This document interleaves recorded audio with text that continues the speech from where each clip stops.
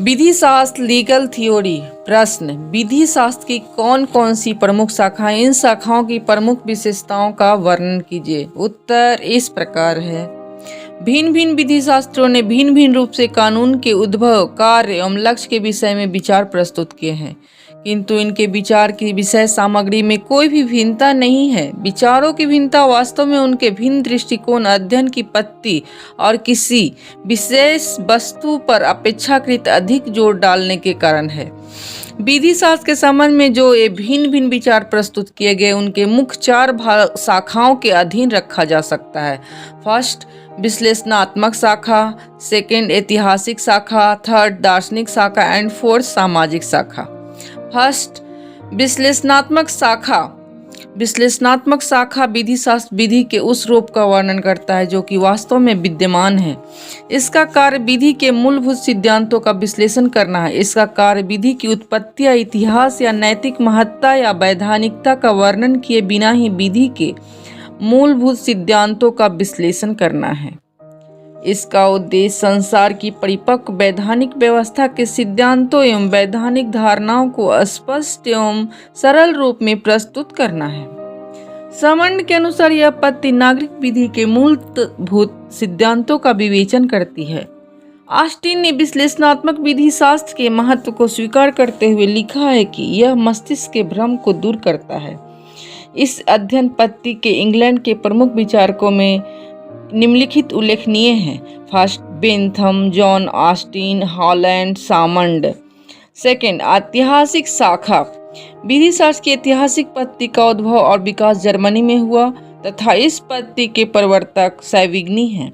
उनकी प्रथम पुस्तक ऐतिहासिक पद्धति पर थी, जिसका नाम था the vocation of our age for legislation and jurisprudence.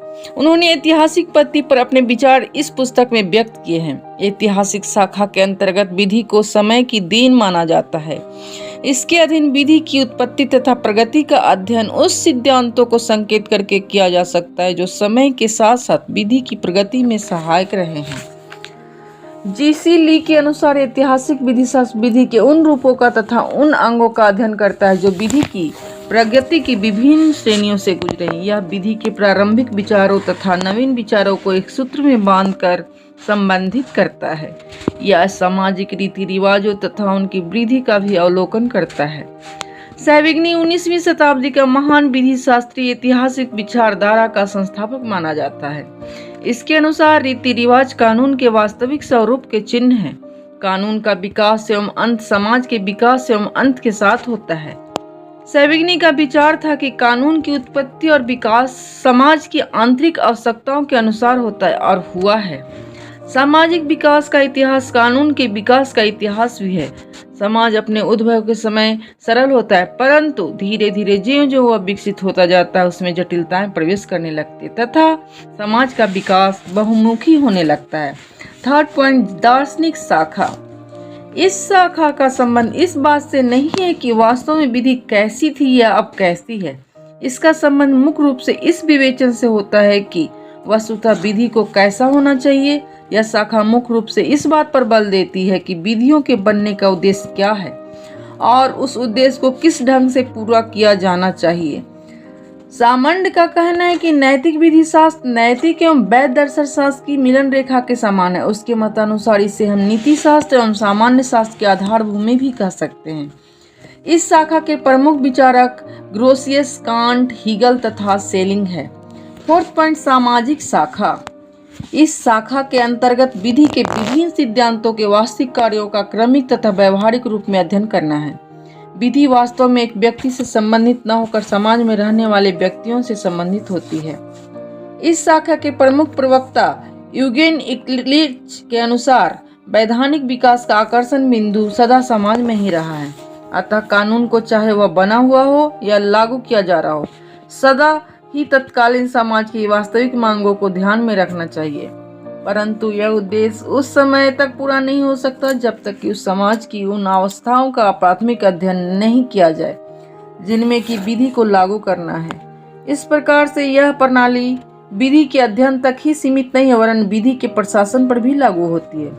जहाँ तक विधि शास्त्र के समाजशास्त्रीय पक्ष का संबंध है, इस विषय में यह उल्लेखनीय है कि समाजशास्त्र यह अध्ययन करता है कि किसी विधि का समाज पर क्या प्रभाव पड़ता है एवं साथ साथ विधि पर समाज का क्या प्रभाव पड़ता है। समाज शास्त्री यह विचार करता है कि विधि को कैसा होना चाहिए। वह यह नहीं देखता है कि विधि का उल्लंघन करने वाला व्यक्ति किन परिस्थितियों में पड़कर इस प्रकार के कार्य करने के लिए बाध्य हुआ है, परंतु समाज शास्त्री तथा विधि शास्त्री दोनों का उद्देश्य विधि में सुधार करना ही होता है। अगर समाज शास्त्री कानून का मनुष्य पर प्रभाव तथा मनुष्य का कानून पर प्रभाव खोजता है तो विधि शास्त्री मानव समाज में लागू होने वाली विधि को खोजता है। विधि शास्त्र के इस अध्ययन पद्धति के प्रमुख विचारक मॉन्टेस्क्यू, हर्बर्ट स्पेंसर, डुग्बी तथा डीन पाउंड हैं। Thank you.